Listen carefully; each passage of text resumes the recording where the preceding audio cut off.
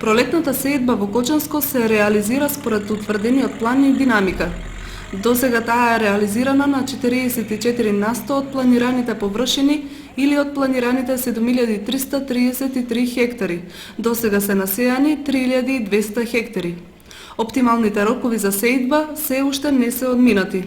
Според планот во пролетната сеидба доминираат житните култури на површина од 4729 хектари. Од нив оризот се очекува да биде насеан на 3355 хектари. Индустриските култури според планот пролетва ќе зафаќаат површина од 376 хектари.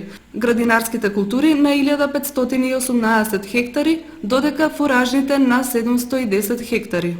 Од податоците добиени од подрачната единица на Министерството за земјоделство од Кочани, пролетната сеидба досега е реализирана на површина од 3200 хектари, или со 44%.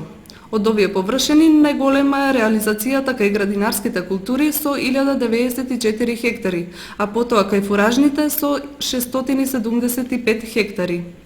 Сеидбата на оризот како водечка житна култура во Кочанско е планирана пролетва да зафаќа површина од 3355 хектари. Досега таа е реализирана на само 540 хектари.